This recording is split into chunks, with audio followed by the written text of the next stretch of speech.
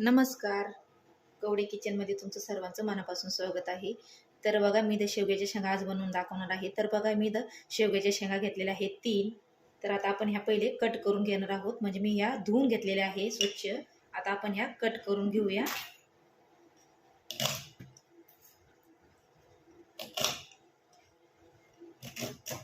तर बघा याप्रमाणे आपल्याला असे कट करून घ्यायचे आणि असे याचे साल काढून घ्यायचे आहे. तर बघा या पद्धतीने. तर आता आपण ह्या दोन्ही कट करून घेऊया. तर बघा मी ह्या कट करून घेतलेल्या आहे अशा याप्रमाणे. तर बघा याचं वालं साहित्य आहे. तर बघा मी इथं खोबरं बारीक बारीक कट करून घेतलेलं आहे. इथं कांदे भाजून घेतलेले आहे, 3 ते 4 कांदे भाजून घेतलेले आहे. इथं घेतलेले आहे कोथिंबीरच्या काड्या. इथं घेतलेले आहे लसूण, 3 मिरच्या घेतलेल्या आहे, आलं घेतलेलं आहे आणि इथं मीठ घेतलेलं आहे चवीपुरतं. इथं घेतलेले आहे धने आणि इथं घेतलेले आहे तांदूळ. तर तुम्ही तांदूळ पण आणि बाजरी पण टाकू शकता थोडी थोडी. तर खूप सुंदर अशी भाजी तयार होते याने.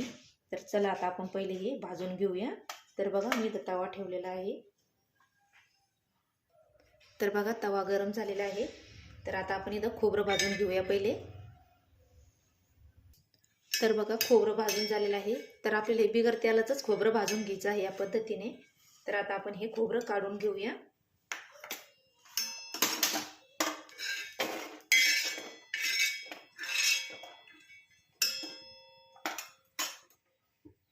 तर बघा आता इथं तांदूळ भाजून घेऊया.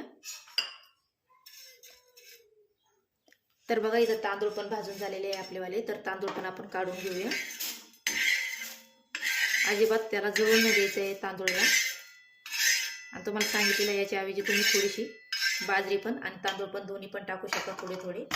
तर बघा आता इथं धने पण आपण भाजून घेऊया. तर बघा धने पण भाजून झालेले आहे. धने पण काढून घेऊया.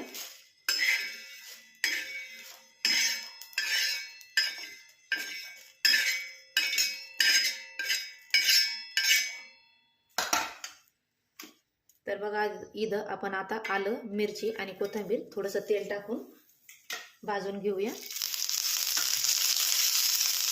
तर बघा हे भाजून झालेलं आहे. गॅस बंद करून टाकायचं आहे आपल्याला आणि हे पण काढून घ्यायचं आहे. तर बघा हा थोडासा थंड झाला का आपण हे मसाला बारीक करून घेऊया.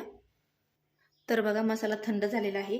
तर पहिले आपण खोबरं, धने आणि तांदूळ आणि मीठ बारीक करून घेणार आहोत. नंतर हे टाकणार आहोत कारण हे बारीक होत नाही पटकन. तुम्ही खोबरं किसून पण घेऊ शकता.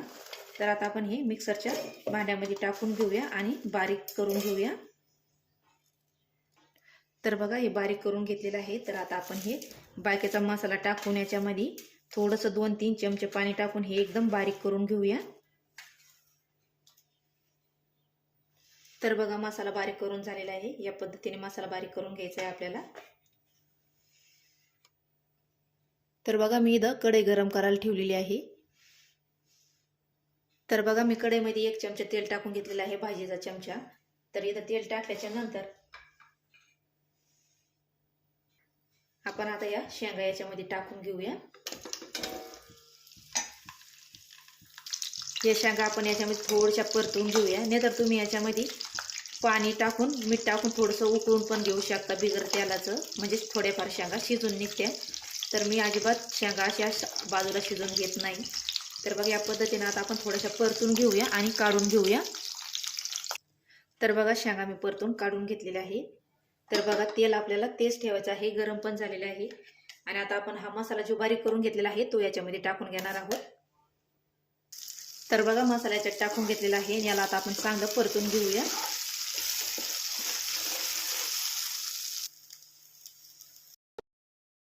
तर बघा मसाला परतून झालेला आहे, कसं तेल सुटलेलं आहे.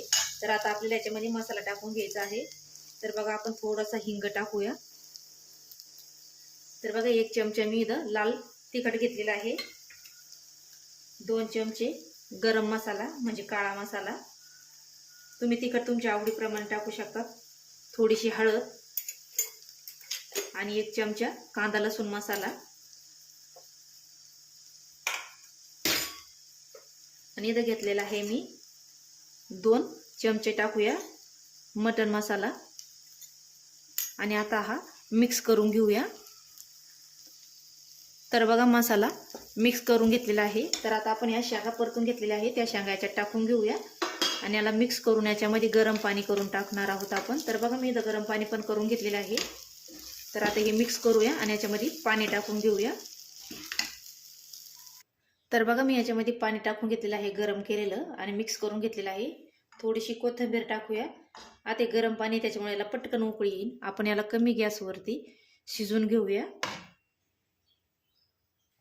तर बघा भाजीला उकळी आलेली आहे. तर याला आपण 2-3 मिनटं याला शिजवून देऊया, म्हणजे शेंगा पण शिजतील आणि भाजी पण थोडीशी आटण.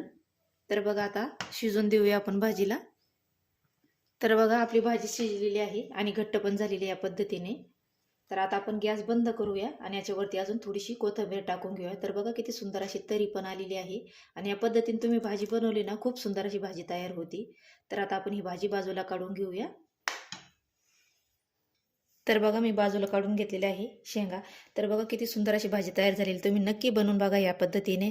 तर तुम्हाला आजची भाजीची रेसिपी कशी वाटली नक्की सांगा आणि लाईक शेअर सबस्क्राईब करा. भेटूया पुढच्या व्लॉगमध्ये. तोपर्यंत धन्यवाद.